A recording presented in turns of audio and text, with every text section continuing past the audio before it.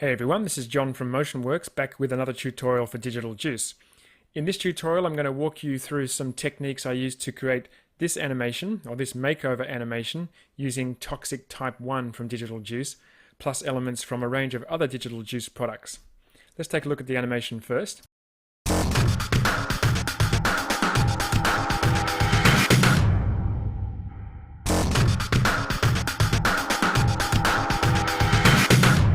So a pretty complex looking animation. Definitely would have taken me a lot longer to create if I didn't have Toxic Type as a starting point. What we'll do is we'll go over to the juicer first and I'll show you the elements that I used. Then we'll go across to After Effects and we'll build this pretty much from scratch. I may not do every single step because obviously there was a lot of repeated steps with this because there's lots of layers that look similar. But I think by the end of this you'll get a pretty good idea of how this was created and you'll be able to go in and build your own. Okay, so the basis of this animation is of course Toxic Type 1. You'll find Toxic Type 1 in projects and templates once you've installed it. And I'm using the After Effects projects. In particular, this one here, Count on Me. There's an HD version and an SD version. I'm going to use the SD version just for sake of speed. And to send that across to After Effects, I'm going to click on this little AE icon and choose Send Project to After Effects, Import in Current Project. There's two versions to choose from. There's an SD version and an SD version with the Color Rules plugin already applied to various layers. And you'll find that handy if you want to change the color of the layers. But I'm going to be using textures for this particular version. So if I click Send Now, that's sent that across to After Effects. And you can see the animation here. There's a range of After Effects layers and they're basically opening up like boxes and the camera's flying through as it's counting down. We get the cursor click and a little radar animation and then we get transparency. So there's a transition to transparency. And you can reveal your own video layer if you want. But of course in this animation we're going to be revealing a logo. Okay, so what else did I use? In Animation's Motion Designer's Toolkit, Motion Designer's Toolkit 1, I also use circularities. I'm going to click that to turn it on and just turn off arrows. These are very simple animations, basically just rings animating. There's a whole range of these. I just grabbed 4 or 5 pretty much at random. And of course you could create this kind of animation in After Effects using built-in After Effects effects, but if you have the Digital Juice tools, it's so much easier just to grab these movies and just drop them in. And that's exactly what I did. Next is the textures, and you'll find textures under Photos and Still Graphics. I chose textures from Texture Toolkit. This is Texture Toolkit 1. Now I chose some wood and some paint, and I found the best way to search for wood or paint was literally just to type it in the search box. So if I type in wood and search now, there's all my wood textures. I chose this one down here, Warped Ripple. That was the wood. And for paint, there's the metal and there's the image. And I also grabbed some images from the Canvases 1 collection. I can't show you that in this version of the Juicer version 3. You'll be able to review those in Juicer 4. I grabbed those using the visual index, which is included with the Canvases 1 CD set. We'll have a look at those when we look at my finished project. Let's go back to After Effects now. There's the folder with the main composition here. Let's just double click that and we'll take a look. So the main comp is broken down into Comp 1, Comp 2, Deep Red Solid 1 and Checkerboard. I'm going to delete all of those bottom 3 layers. I don't need those. And you'll see at the end of the animation, we're actually now going past 0 into transparency. And this is where we'll put the logo. Okay, now I'm going to double click Comp 1. And let's just take a look at this comp. When you're using these compositions, there's generally a lot of layers, and it really pays to just spend a few minutes taking a look at it, breaking it down, and getting some idea how it was created. That way you'll make the right decisions when you make changes as far as workflow is concerned. Let's start from the top. We have a light, a null, and a camera. I'm going to select all three and press U. Now there's a few keyframes there. The camera has keyframes for Z rotation, so the camera's doing the rotation, but the null, which is a 3D null, is doing all of the position heavy lifting. And you can see here that the light and the camera are both parented to the null. So the null is pushing the camera and the light through the scene in Z, and the solid layers, these colored solid layers, are opening up as the camera flies through. Let's take a look at these solid layers. Now it can look a bit confusing in layer name. If I click on layer name and choose source name, you can see it simplifies it somewhat. Now we're looking at the source composition names. And you can see here, there's my 05. There's two layers here. We'll look at why there's two in a moment. And you can see there's cutting triangles 1. These are all the red layers. So I'm just going to change the color of those. Make those yellow. We have cutting triangles 4 with 04. I'm going to make those aqua. And I'm doing this just to make the composition easier to navigate. Cutting triangles 3, peach, another one just there. Cutting triangles 2. Let's make that sea foam. Cutting triangles 5.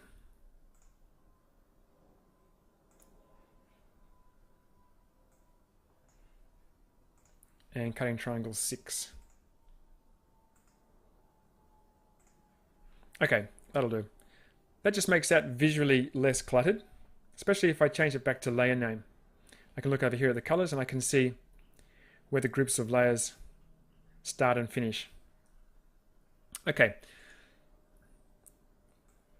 So the toxic type project, or the toxic type composition, has done all of the hard work for me. All I want to do is just go in here and give it more of a grunge look and change the text. I'm going to start by double-clicking cutting triangle 1. And you can see in cutting triangle 1, there's two layers. I have a white solid. This has a fill and a tritone effect applied, but that doesn't really concern us. There's also a black solid with a mask, and you can see the mask is animated, or in fact the position is animated, to slide the solid along and reveal that bar. So what I'm going to do is, I've already imported my source files. I've got them in here. You can see Texture Toolkit, Warp, Ripple, and Peeling Paint. I've already exported them out of the juicer to save time.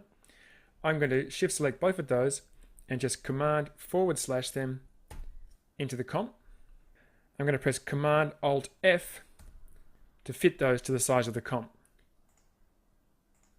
So there's my peeling paint, and there's my wood texture. Let's just go back into comp 1. You can see there's my texture there. And you can see all those masks. If I select those layers, so they all have masks, and we're all rotating out of the way as the camera pushes through. And that looks like it's made of timber. And all I had to do was just drop that texture into the comp. Let's just turn on the peeling paint. And we want to mix that with the warped ripple. I'm going to use the soft light blend mode. Maybe a little bit light. Let's try overlay. That's better.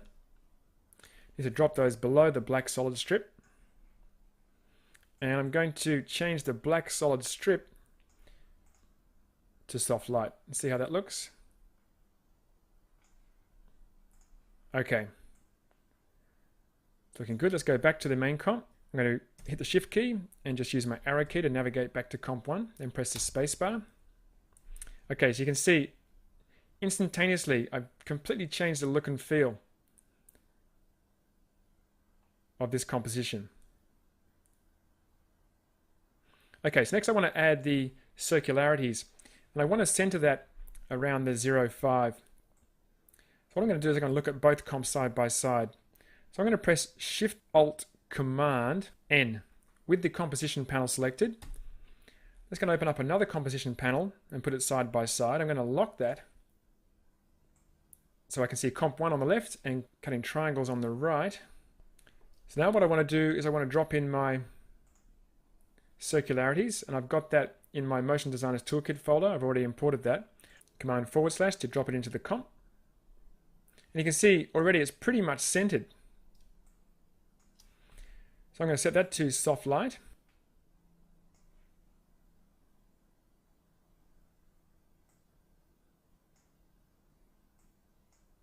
And now we're getting that nice radar effect behind the text.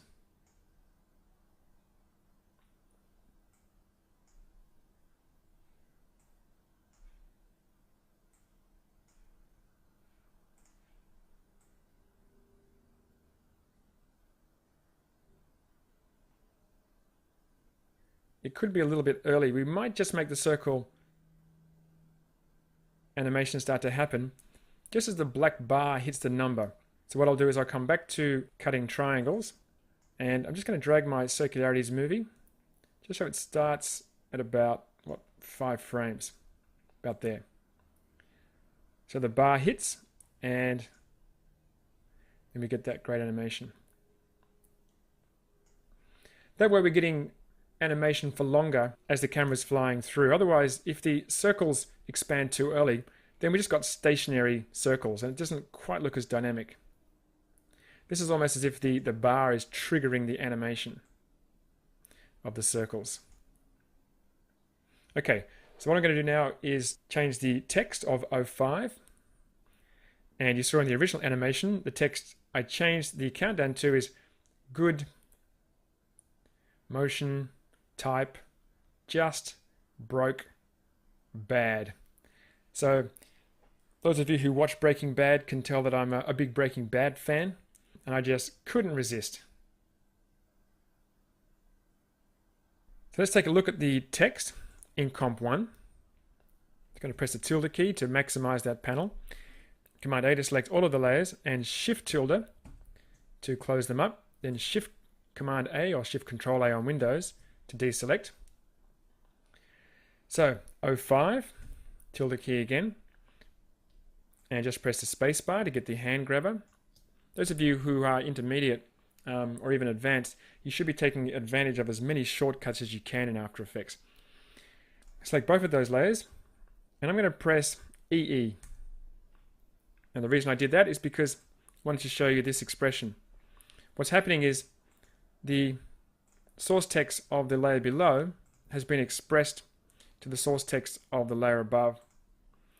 You can see here under text, we have the source text property. And that means that any changes I make to this top layer as far as text will update on the layer below. Let's just change it to good. And you can see now, if I turn the top layer off, that the bottom layer is updated as well. So it can be quite a good time saver, but just keep in mind that any kerning that I did to the top layer wouldn't be reflected in the bottom layer. Okay, so there's good. And all I did for all the other layers was did exactly the same thing. Let's go into now cutting triangles 4. Open that up.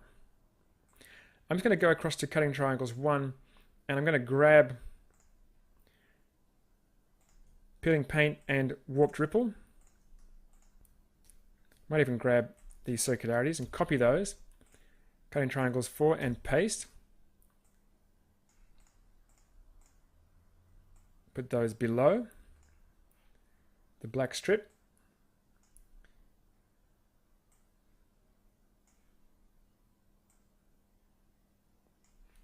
And let's just move in time a little bit. Okay, so now you can see that 04 has the correct background, but you can also see that these circles have animated way too early, so we're going to have to offset those circles in time. The other thing you might notice is that we've got pretty much exactly the same look for the background. So what I did to change that, even though it's the same texture, I just rotated them. So I just took that to, you could say, 90 degrees. And I just kept doing that for each of the layers. So the next one was like 180, then it was 270. So that even though they're exactly the same textured layers, when we fly through, it doesn't appear straight away that they're identical. Okay, so let's just go through and work out when that circularities should actually commence.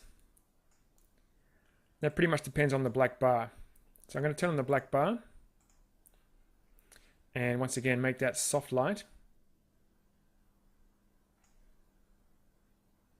There you can see it there.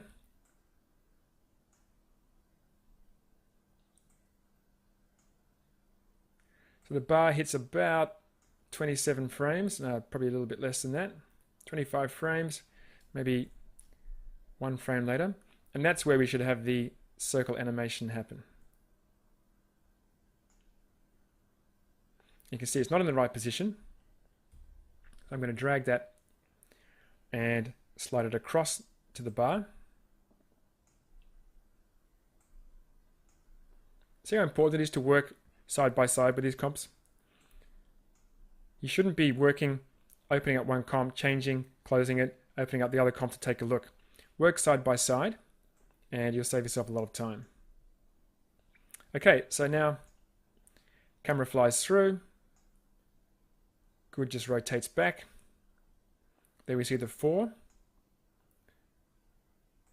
And we could go a little bit later with that. And away we go.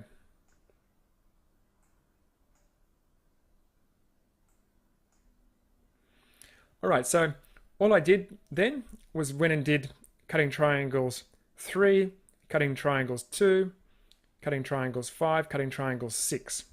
And you can go and do those yourself. What I'm going to do though is now show you how I added the logo and extended the animation. So let's start by adding the logo to the composition. And the logo I'm using, of course, is the Toxic Type logo. Here I have it here. Just going to drop it into the comp. And I'm going to make that 3D. And it comes up right close to the camera. I need to position this behind the last layer. So I'm going to check down the bottom here. Got an old one there, just delete that. I'm going to check and see. We have a position on Z of 3110. So I'm just going to drop this to the bottom, Shift Alt Command down arrow, and just press the P key to reveal position. I'm going to position this at 3600. You can see now it's moved it right to the back. There it is there. It's not rotated correctly, that's because the camera is rotating. So I'm just going to press R to solo orientation. I'm just going to orient it on the Z, just to make sure it's in the right position. Might be a little bit too big. Just close this guy for now. Let's just scale the text down.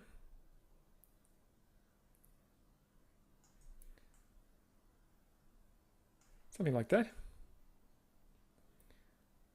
So the double O opens up, which is, of course, bad in the final text. It's a little bit too big. I also want to put a background behind that. So probably the quickest way to do that is to duplicate one of these cutting triangles layers. Actually, what I might do is I'll reveal that in the project. Just going to duplicate it there just to save us any problems. I'm going to call this cutting triangles 7. Duplicate the logo and then switch out the logo with cutting triangle 7, pressing Command Alt \. Just change the position so it goes behind the text. Of course, it hasn't got any texture in it because I haven't done 6 yet. So what I'll do is I'll just come into number 1, copy, press Shift Escape there to go back to the previous comp. And we want to go into cutting triangle 7, paste, drop those guys in.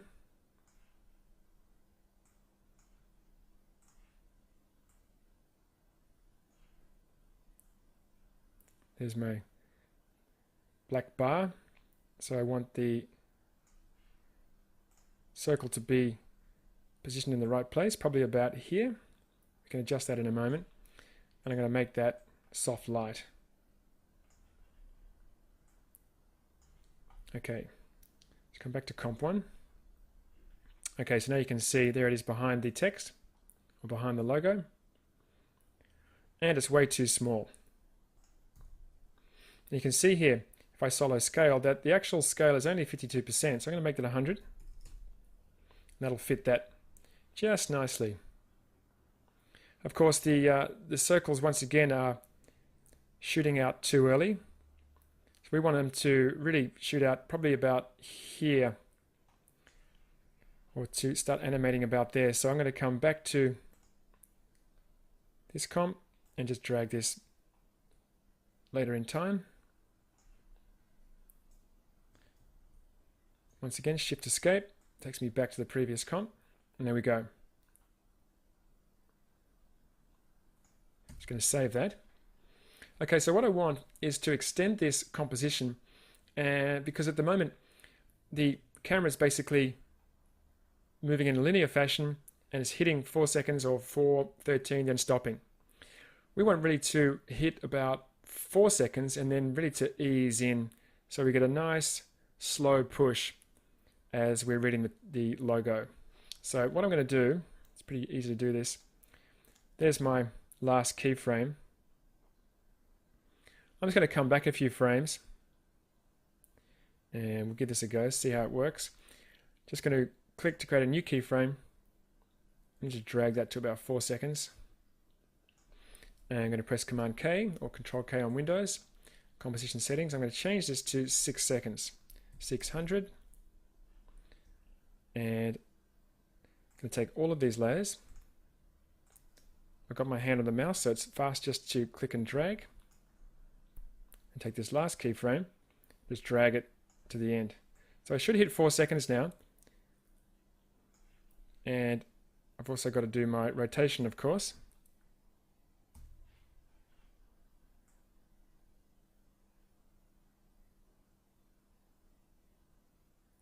Might not have been quite enough of a push.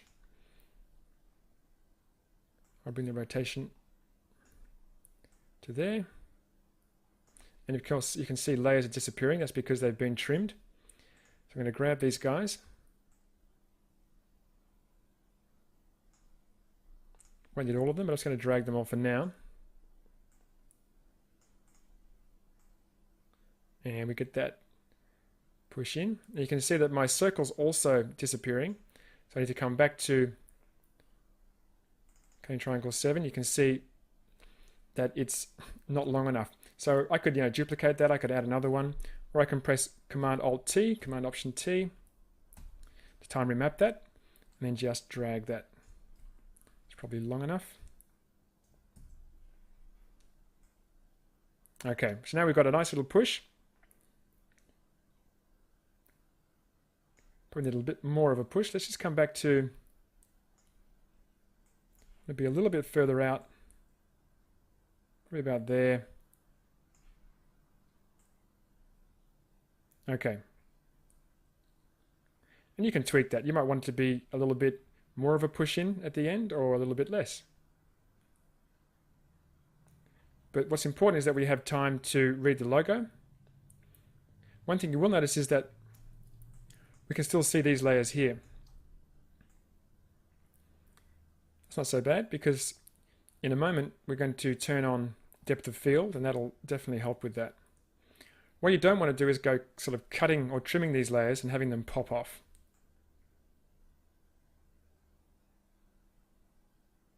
Okay.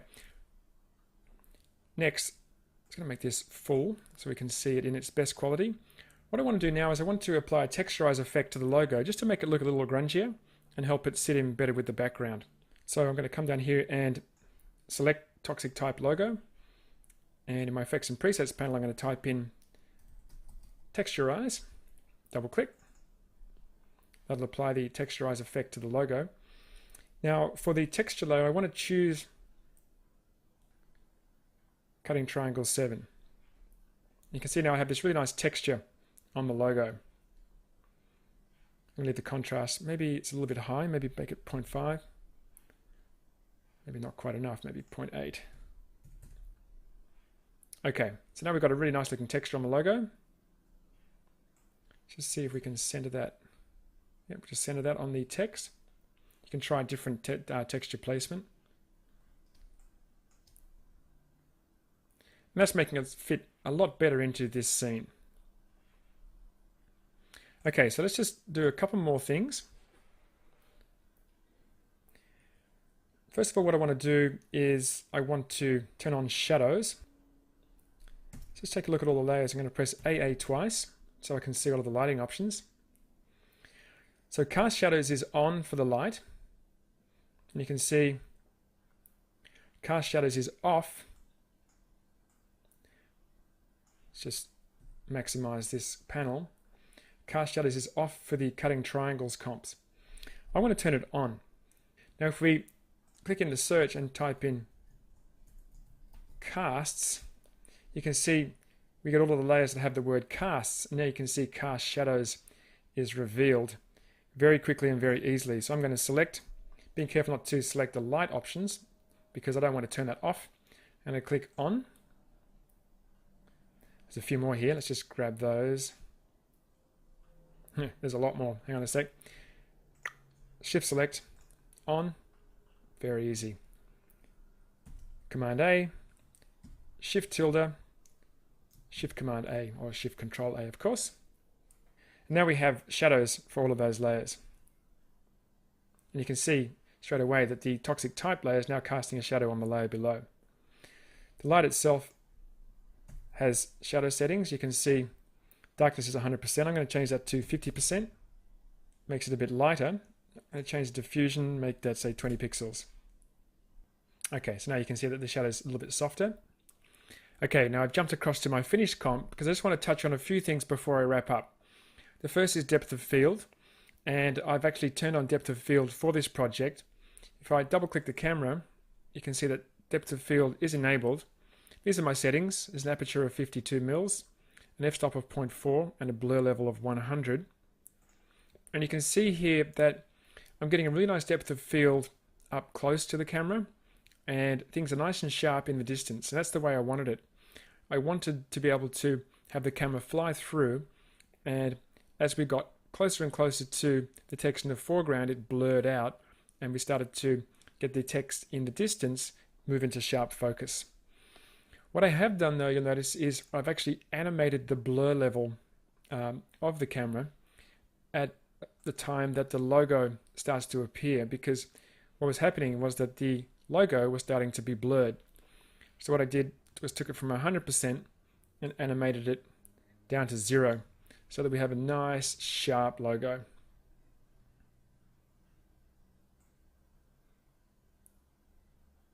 What I've also done is I've pre-composed all of those layers, and I've added some music. The music comes from Digital Juice's Music Box 1 collection, Adrenaline's Racing version A. And I've also added an adjustment layer on top. Now, I've used Red Giant Software's Mojo. I'm a big fan of Mojo. That gives this really nice filmic look. If I just turn that off, see, there's my original look, and it's quite bright, not quite grungy enough, but this pulls out some of the blue, makes it quite yellow. But I also set this up with curves and hue and saturation. Now, that looks quite yellow, but with hue and saturation pulling out some of the saturation, you can get a very similar look. Go to the effects controls and view the curves. So for RGB, I've crushed the whites and I've crushed the blacks. I've just increased the red in the midtones. Same with the green. And I've also increased the green in the shadows. I've increased the blue in the shadows, and I've decreased it in the midtones. And of course, nothing with the alpha. So curves goes a long way to creating those kind of looks, even with our plugins.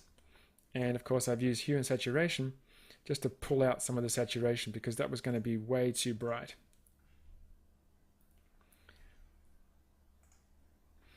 Okay, and I promised I was going to show you some of the Canvas 1 textures. I was playing around with a bunch of different textures, and I thought some of the canvases also looked very good with this. I'm going to go into Comp 1 and open up any of these cutting triangles and open up Warped Ripple. You can see I've got a number of layers here. First is Contaminated Water. This is quite an interesting canvas. Let's have a look at that in the main comp. And of course, that Warped Ripple composition is in all of those cutting triangles comps. So having it pre-composed inside Warped Ripple, turning this layer on updates the entire composition, which is great. So that gives kind of a, another grungy kind of look. Also got this one here, which is really nice, Parchment Stains, which I thought was a really interesting look as well, more of a paper style look. And another one here, Tea Stains. I really like stains, any kind of grunge. So definitely check out Digital Juice's canvases because they are very handy backgrounds. The final version, or the final render, was brought into Photoshop, and I've used some of the Photoshop effects. And I love these effects because they're just not available in After Effects. And being able to bring video over to Photoshop and just treat it in Photoshop with these kind of artistic effects can give you some really unique looks. Let's just turn some of these layers off. This is the original, and you can see it's actually inside a smart object. In Photoshop Extended, you can import video, but you can't apply filters to video unless you're using an adjustment layer or unless you've converted the layer to a smart object. And you do that by right-clicking and choosing Convert to Smart Object. And once you've converted it to a smart object, you can apply smart filters, which are basically filters that are applied to smart objects. So there's my original render. And on top of that, I've used another layer. And you can see if I turn it off again, look at these areas here.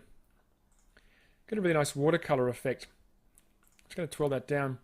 So the smart filter I've used is watercolor. You can see I've also used a layer mask, and that allows me to control the amount of filter that gets applied. Just going to double click watercolor. Because it's a smart filter, I can continue to adjust it. And you can see that's with the watercolor applied to the entire image. It's worth coming in here and trying a lot of these different settings, and also playing around with these settings on the right here, just dragging sliders. A lot of these looks can tend to look a bit cliched, but if you spend a bit of time and play around with the various options in here, just do some experimentation, you can actually come up with some pretty good looks, especially if you combine them together. This one here is notepaper. Have a look at this one here. Now, I've used the multiply blend mode. I'm just going to turn that to normal and just turn this guy off. And also you can see I've applied a layer mask. You can put layer masks on the layer themselves or on the filter. I'm just going to disable that layer mask. And look at that. That is such a cool look. Even just by itself. You can do all this work in After Effects and use these grungy textures, bring it across to Photoshop, apply one of these filters, and all of a sudden you've got this really original look that people will go, geez, how did you do that? Such an interesting look. What I did though was I combined it with the layer below using multiply, and it's given me this kind of rough, papery look. Just going to turn this back on. And the reason I used that layer mask on the notepaper was because at the end of the animation, toxic type was too dark. So I've just used a layer mask to control how much of the filter was being applied to the P and the E in the logo.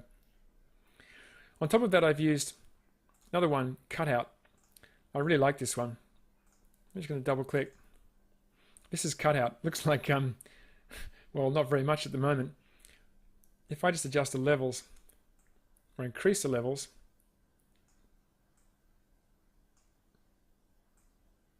and change the edge simplicity, look at that.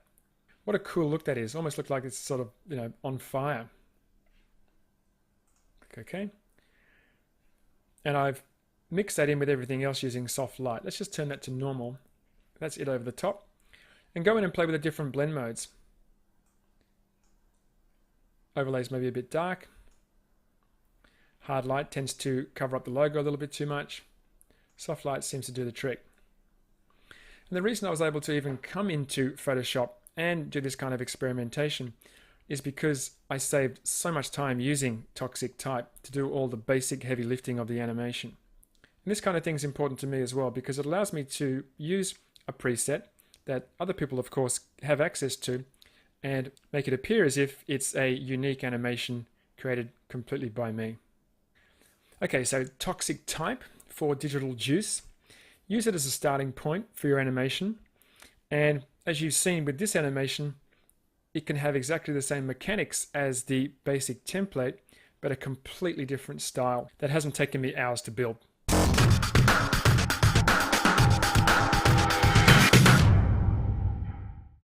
For now, this is John Dickinson from MotionWorks for Digital Juice. Have fun, be creative, and I'll see you in the next tutorial.